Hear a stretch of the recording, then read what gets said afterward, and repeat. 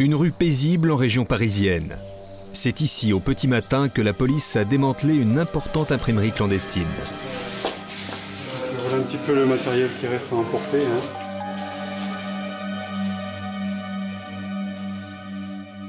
Au total, 2000 coupures de faux euros. Une partie infime d'un vaste trafic de faux monnayage.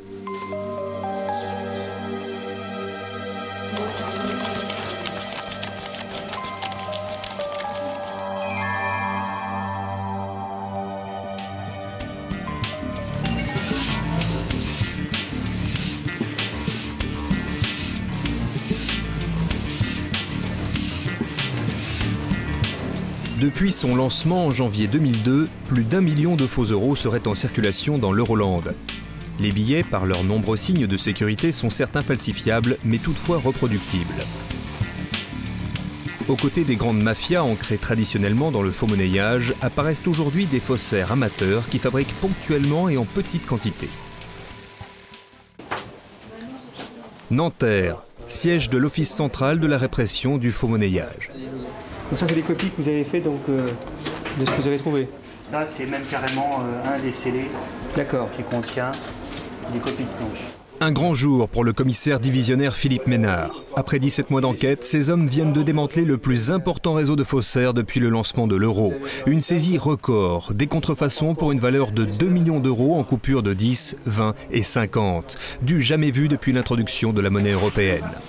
Je pense que ce sont les billets de 50 qui ont été saisis ce matin. Maintenant, il va falloir qu'on fasse des rapprochements.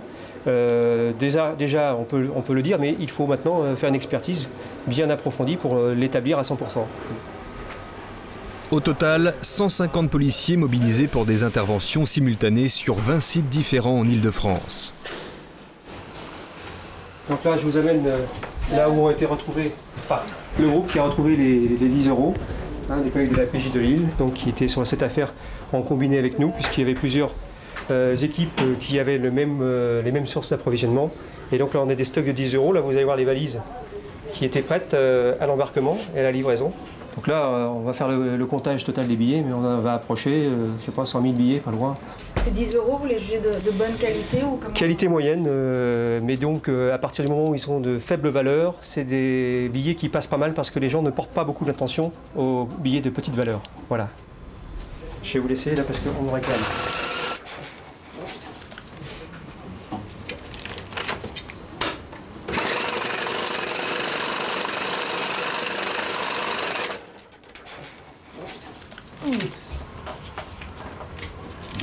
N'oublie pas un demi-carton, la barre. N'oublie pas la barre. Les glaces. La barre. On en est au premier carton. Donc je pense que demain, vous pouvez revenir, on y sera encore. Les contrefaçons comptabilisées sont immédiatement mises sous scellé. Elles serviront de preuve devant les tribunaux.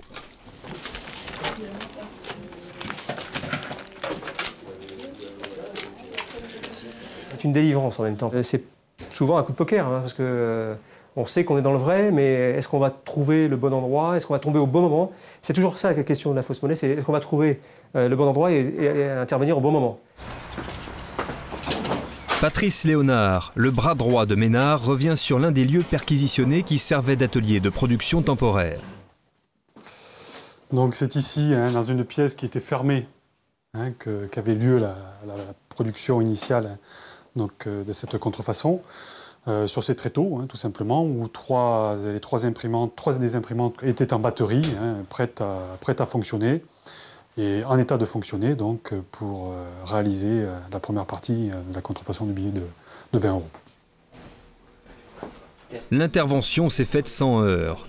La femme interrogée par la brigade est la propriétaire de cet appartement. Elle sous-louait cette pièce aux faussaires, mais affirme n'avoir jamais su ce qui s'y fabriquait. Les contrefaçons étaient réalisées en chaîne graphique, c'est-à-dire avec des ordinateurs et des imprimantes ordinaires accessibles au grand public. Donc ici, vous avez un petit peu le matériel que nous avons retrouvé dans l'appartement. Donc principalement des billets qui sont non achevés, simplement en planche, qu'il faut encore terminer, puisqu'il n'y a pas la bande holographique, il n'y a pas encore l'hologramme, enfin la bande holographique plus précisément. Donc c'est des billets qui sont en voie d'achèvement, dont la partie la plus importante a été quand même réalisée. Bon, là, vous avez à peu près 10 000 billets. Alors, comme d'habitude, sous votre nom, les initiales sur le premier feuillet. C'est un gros stock? Ouais, ouais. Bon. C'est intéressant, c'est plus qu'intéressant, oui. La brigade vient de saisir un nouveau stock de contrefaçons prêt à être écoulé par leur receleur. Bon, mais c'est parfait. Retour à Nanterre. Les interrogatoires se poursuivent. On va donc monter en audition. Hop, restez avec moi. Ça va, ça c'était pas trop dur la nuit? Quand on est innocent, qu'on se retrouve ici, c'est pas évident. Eh oui, mais le problème c'est qu'on a toujours que des innocents. Alors venez, vous montez. Cet homme fait partie des 22 personnes interpellées. Il est propriétaire et gardien de plusieurs locaux. Il est suspecté d'en avoir loué un à l'un des principaux contrefacteurs du réseau. Une filière très organisée et très mobile, dirigée par des gens du voyage. Bon, monsieur donc, on va reprendre l'audition qu'on a commencée hier. Vous venez de voir l'ampleur des dégâts en ce qui concerne la fabrication de la fausse monnaie. Hein. Vous venez de voir également les quantités, et ça c'est de la production actuelle. Ça fait 2 ans que ça dure, cette histoire. Donc vous voyez bien que pour faire ce genre d'histoire, ce genre d'affaires, ils ne peuvent pas faire ça en l'espace d'une soirée, et en plus de ça, au milieu de monde, quand il y a une réception ou un baptême, comme vous l'avez expliqué. Mais moi, ce que je n'arrive pas à intégrer, c'est que vous, en tant que gardien, et là, ayant l'œil sur tout, vous n'avez pas pu voir apporter toutes ces machines dans le local. Ça, je n'intègre pas quelque part. Je vous garantis, monsieur, que je n'ai pas vu une seule machine. Ils sont passés me voir, ils me disent qu'ils cherchaient un local, qu'ils allaient faire un truc et tout, je ne les ai plus jamais revus. Non, on ne vous parle pas de ça. On vous parle d'un local que vous avez loué à des personnes, où vous avez été payé pour cette location. Oui. Et après, il y a eu un différend financier qui a amené la disparition du local. Or ça nous est expliqué par écrit. Donc il vaudrait mieux que vos déclarations correspondent à ces déclarations. Et c'est ce que je suis en train de dire, monsieur. Mais ne parlez pas de mariage ou de choses comme ça. C'était pas à cet effet-là. D'accord? Mais on est bien d'accord, hein? Le local que j'ai... Et il n'a pas été loué pendant 2 jours. Il a été loué pendant plusieurs mois. Ah non, pas du tout, monsieur. Ah si, monsieur. Je vous garantis, non. Vous allez être confronté avec la personne qui en parle, hein? Exactement. D'accord. Et pourtant, les machines installées dans son local ont tourné nuit et jour. On estime que cette filière produisait 80% de tous les faux circulant en France et 20% de ceux découverts en Europe. On n'a pas lâché, donc depuis le mois de janvier 2003. Et puis petit à petit, on a identifié des individus qui pouvaient être à l'origine de cette contrefaçon. Et on les a surveillés. On a effectué des filatures, des surveillances techniques et physiques. Et donc ça nous a permis de localiser tout d'abord l'équipe, identifier les protagonistes, et petit à petit, avec beaucoup de difficultés, réussi malgré tout à localiser des endroits qui pouvaient servir de lieu de production. Mais il ne faut pas forcément un réseau bien organisé, des pros du graphisme et une infrastructure lourde pour fabriquer des faux billets. La contrefaçon est devenue un jeu d'enfant pour ceux qui maîtrisent bien l'informatique. C'est le cas de cet étudiant, appelons-le Thomas, pour qui la réalisation d'un faux n'est qu'un défi. Donc il faut scanner un billet.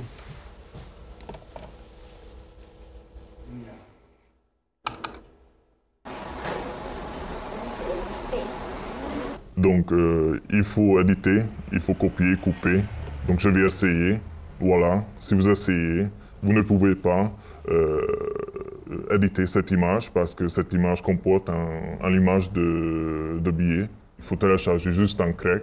Donc ça permet de casser la sécurité. Vous avez 13 ans, vous utilisez depuis 2 ans, exemple, l'ordinateur et l'Internet, vous avez tout à fait le pouvoir de faire les choses comme ça. Donc c'est assez facile de travailler avec ça, avec aussi. Donc il faut éditer l'image, il faut grandir un peu, il faut couper.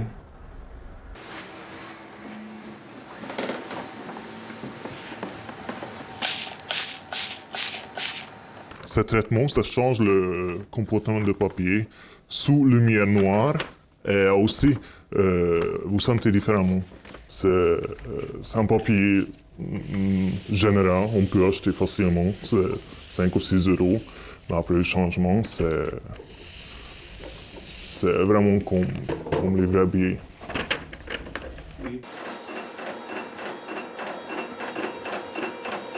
Il aura fallu 2 heures à Thomas pour fabriquer ce billet.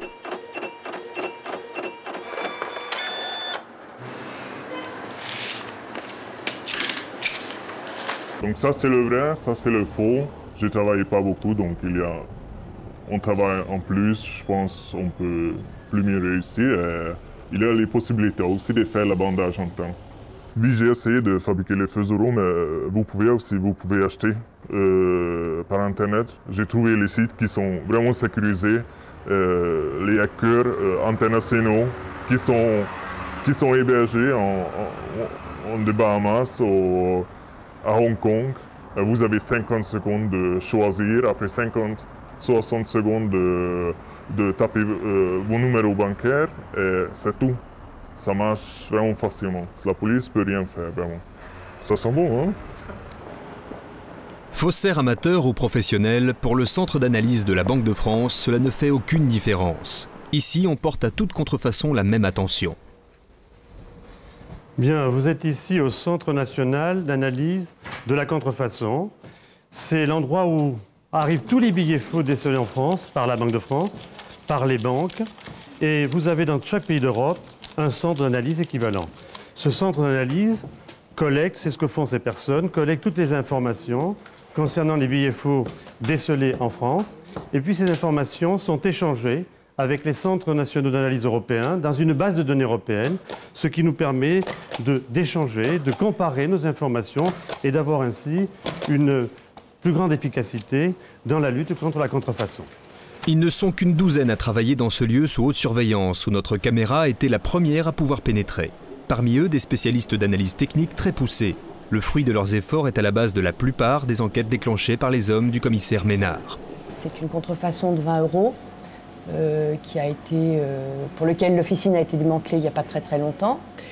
Et moi, le travail consiste à analyser les procédés qu'utilisent les contrefacteurs pour imiter l'ensemble du produit, c'est-à-dire le papier, l'image et les signes de sécurité. Cette image, là plus précisément, me montre qu'un signe grand public tout simple comme la transvision n'est pas correctement imité puisque l'image ne se complète pas parfaitement recto verso. Et si je prends un signe de sécurité important comme le filigrane par exemple qui doit être vu par transparence, eh bien je me rends compte quand j'analyse la contrefaçon que par transparence le signe n'est pas du tout visible, ce qui est important pour le grand public parce que c'est comme ça qu'il le contrôle. Et puis le travail plus précis qu'on a réalisé ici, c'est non seulement de dire c'est pas imité, mais comment le signe ne fonctionne pas, mais comment ça a été réalisé. Et là, en l'occurrence, eh bien, en grandissant, en regardant, en observant de près, je vais déterminer que ça a été reproduit par procédé, en l'occurrence, je dirais, du jet d'encre. Sans vouloir rassurer exagérément le public, je tiens à dire qu'il faut avoir à l'esprit qu'il y a 9 milliards, je dis bien, de billets euros qui circulent dans l'eurosystème, qui ont été émis par l'eurosystème, et au total, à la fin du premier semestre 2004, on avait 1 million de billets considérés comme faux, recensés par nous comme étant faux. Donc 1 million, 9 milliards, il faut ramener quand même les choses à leur juste proportion. Nous sommes dans une grande surface en région parisienne. Si les paiements en espèces ne représentent que 17% des transactions, les caissières n'en demeurent pas moins vigilantes. Merci. 4 centimes, vous auriez ?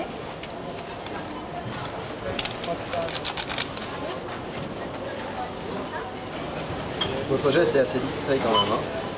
Oui. Quand je n'ai pas de doute, il n'y a pas de souci. Mais c'est vrai que déjà au toucher, le geste n'a pas besoin d'être très explicite, hein. Je n'ai pas besoin de les mettre à la lumière, il suffit de les toucher. Vraiment, on va faire des points de contrôle beaucoup plus approfondis si vraiment on a un doute.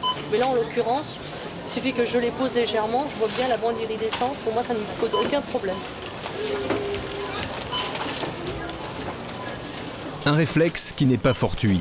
Cette femme fait partie des 20 000 personnes formées gratuitement chaque année par la Banque de France à la détection des faux euros à la demande de leurs entreprises. Sur tous les billets, vous voyez, on a un petit carré là sur mon billet de 20 €, un petit carré noir, où là on a une impression en relief bien marqué aussi, qu'on peut sentir avec l'ongle, et c'est vraiment très râpeux.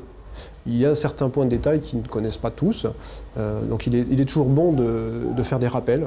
On a constaté que la majorité de nos participants aimaient qu'on leur fasse une piqûre de rappel sur leurs connaissances, parce que, à force d'habitude, le doute peut s'installer, et puis on peut douter de ses capacités finalement à détecter un billet authentique d'un faux. Ce que je vous ai expliqué tout à l'heure, c'est que les billets de 100, 200 et de 500 ont exactement la même hauteur, et que pour faire le distinguo entre les coupures, on a rajouté sur le 200 des marques tactiles ici à l'horizontale, et sur le 500 des marques tactiles à la verticale. D'accord ? Et le 100, lui, il est resté tel quel. À la station-service de cette grande surface, on redouble de vigilance. Les paiements en espèces sont plus nombreux. Ici, on utilise un détecteur de faux et on vérifie la bande de sécurité de chaque billet avec l'ongle. Avec l'angle, vous testez au milieu le fil, c'est ça? Oui, on teste les chiffres là, et puis je teste les petits traits en fait là au niveau du trait. Puis quand je le sens pas tellement bien, je le vérifie à la machine. Bon, les gros billets, à partir de 50 € et 100 €, on les teste directement. Automatiquement. Ouais. Une rue commerçante au cœur de Paris. À travers les caisses de ces petits commerçants indépendants transitent essentiellement des espèces. C'est donc les plus vulnérables à la contrefaçon et c'est donc ici qu'on s'attend à une certaine méfiance envers des billets suspects. Nous avons essayé de faire des commissions avec une fausse coupure de 20 €. Le billet plutôt grossier fabriqué par Thomas. En France, la coupure de 20 € est la contrefaçon la plus répandue. Il a détrôné le billet de 50. Est-ce que vous êtes sensibilisée à la question des faux euros, madame? Des faux euros dans les billets? Dans les billets? Un petit peu, mais plus maintenant. Pourquoi? Non, parce que je trouve qu'il y en a... Pour moi, il n'y en a plus maintenant. Enfin, au début, c'est vrai que ça nous a... Mais maintenant, non. Vous en avez déjà eu entre les mains? Oui, j'ai eu un billet de 50 €. Oui, une superbe photocopie. Vous savez que vous venez d'en avoir un autre entre vos mains? Vous m'avez donné un faux, là? Non. C'est vrai. Ah oui, effectivement. Bah, vous voyez, donc je suis... Hein, il faut bien les regarder. Des vins, c'est la première fois que j'en vois. Hein. Bien sûr, la couleur, bon, ça peut être aussi un billet qui a été passé dans une machine à laver. Il y a plein de choses. Voilà, c'est pour vous, pour adultes. Pour adultes. Voilà. Je ne vérifie jamais les billets de 20 €, je n'en ai jamais vu. Et je pars du principe que un faussaire ne ferait pas de faux billets de 20 €. Le mal que les gens se donnent, j'imagine que c'est pour des coupures à grosse valeur. Et là, c'est vrai que c'est une photocopie. Non, c'est mécanique, on ne vérifie pas. Il est loin d'être le seul. Notre billet a été encaissé sans hésitation par 5 commerçants. Par manque d'informations ou par manque de temps, ils se méfient rarement des petites coupures. Merci. La combine est simple. Acheter des produits peu onéreux pour récupérer un maximum de change en vrais euros.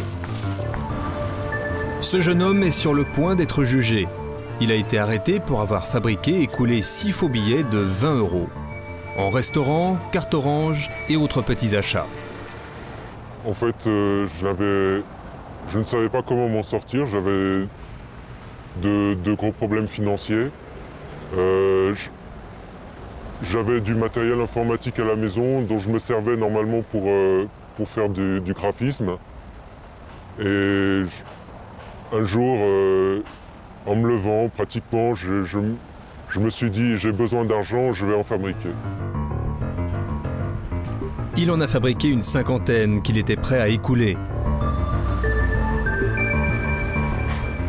Mais il n'est pas novice en la matière, il a déjà contrefait de nombreux documents administratifs. Pour moi, c'était tout à fait dans la même logique, c'est que compte tenu de toutes les difficultés que j'avais, je pensais que c'était le seul moyen de m'en sortir. Et je ne voyais pas la différence entre un faux ordinaire, si j'ose dire, et un faux billet. Je ne voyais absolument pas de différence. Et pourtant, la différence existe. La fabrication et le recel de faux euros est un crime. Les peines peuvent être lourdes et aller jusqu'à 30 ans de réclusion. Clermont-Ferrand. Ménard est attendu pour former 82 correspondants techniques opérationnels. En clair, pour former des gendarmes et des policiers à détecter rapidement et efficacement les contrefaçons et à prendre les mesures nécessaires. Les techniques ayant évolué, on a de plus en plus de contrefaçons qui jaillissent sur des points du territoire pour des petites quantités d'ailleurs. Hein. Ça peut être parfois quelqu'un qui va faire une contrefaçon pour une vingtaine de billets, hein, simplement pour assurer des loisirs, assurer un besoin immédiat. Et dans ces cas-là, on a besoin de gens au plus près du terrain qui sont à même de constater qu'il s'agit d'une contrefaçon et de pouvoir conseiller aux collègues qui ont le dossier entre les mains de prendre une mesure de garde à vue ou non. Les filigranes. Est-ce que tout le monde a perçu les filigranes? Effet de positif, négatif. Posez vos billets sur une surface sombre, fixez un point du filigrane. Ce qui vous apparaît sombre devient clair, et ce qui vous apparaît clair devient sombre en le portant à la lumière. L'euro, le papier, donc fiduciaire, absence de réaction. Voilà la différence. Dorénavant, j'aurai un autre regard lors de mon travail. Le jour que j'irai faire une perquisition chez quelqu'un, j'aurai l'occasion de regarder les billets et puis de voir vraiment si je ne suis pas confronté à de la fausse monnaie, alors qu'avant, je ne le faisais pas. Voilà, c'est sur le motif architectural, 200, enfin la valeur faciale, et, et le motif architectural, hein, et le sigle euro en fond. Sur les patchs là. Au côté avec marqué euro et la valeur faciale. Il avait des gros défauts, et au niveau notamment certains signes, il y avait certains signes qui étaient carrément absents. Comme lesquels? Le fil de sécurité par exemple. Le fil de sécurité qu'on voit ici, qu'on peut voir avec une loupe avec les valeurs faciales et l'euro, ici il était carrément absent. Et c'est un des billets qui a le plus circulé en Europe. Bulgarie. Sofia, ancienne championne de la contrefaçon de dollars. Aujourd'hui, de nombreux faussaires bulgares se sont convertis à l'euro. Un danger que le commissaire Ménard a vu venir. Avec le passage à l'euro, on a été obligé de se projeter un petit peu dans l'avenir en se disant, là où le dollar est contrefait, si on considère que l'euro va avoir une contre-valeur importante, et c'est le cas, et si on considère que l'euro risque d'avoir une sorte de suivi par rapport au faux dollar, il faut qu'on soit présent là où le dollar est contrefait. Donc c'est pour ça qu'on a développé la coopération avec la Bulgarie, avec la Lituanie et la Colombie, voilà. Les contrefaçons bulgares sont réputées être de très bonne facture. Des ateliers clandestins fabriquent en grande quantité et sur commande dollars, cartes de crédit, faux papiers en tout genre et des faux euros particulièrement bien imités. En témoignent ces images fournies par les services spéciaux bulgares. C'est la mafia qui contrôle ce secteur et qui s'occupe aussi de l'exportation des faux vers l'Euroland. Mais depuis que la Bulgarie est candidate à l'Union européenne, Sofia a déclaré une guerre sans merci aux faussaires.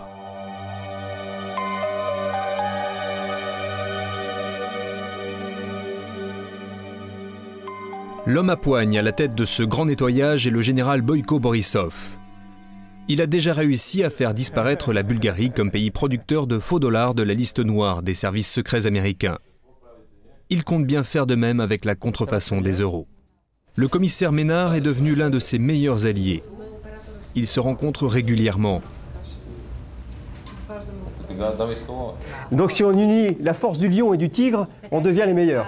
À bientôt, le 12 à Paris. Ok. Kogash, hein? Mais il ne s'agit pas uniquement d'échanger des politesses. Leurs services coopèrent étroitement. Nous sommes à la direction de la police scientifique de Sofia. Les derniers faux euros saisis sont présentés à Ménard qui les enregistre dans le logiciel Rapace.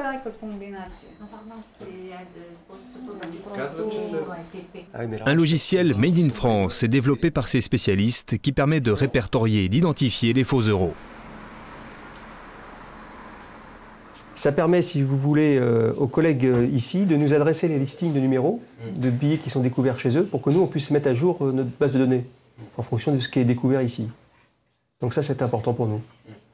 Et nous, on leur donne nos mises à jour de ce qui circule en Europe et eux nous donnent les mises à jour de ce qui circule dans leur pays et ça nous permet d'avoir une complémentarité.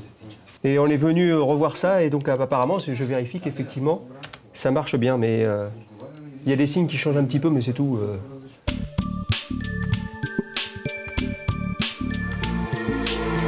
La base de données est sans cesse actualisée à partir de toutes les contrefaçons interceptées. Elle vient d'être adoptée par Interpol. Le faux monnayage est une véritable tradition dans le milieu du grand banditisme français ou bulgare. Très souvent, les faussaires excellent aussi bien dans la contrefaçon de papiers d'identité, des cartes de crédit et de chéquiers. C'est le cas de cette filière bulgare et de ses imprimeries clandestines. L'objectif des faussaires, maintenir une longueur d'avance sur la police, notamment en utilisant des moyens de plus en plus sophistiqués. L'enjeu est de taille. L'euro sera bientôt la monnaie commune dans une vingtaine de pays. Un marché encore plus attractif et lucratif pour les contrefacteurs. La guerre entre faux monnayeurs et flics est loin d'être terminée.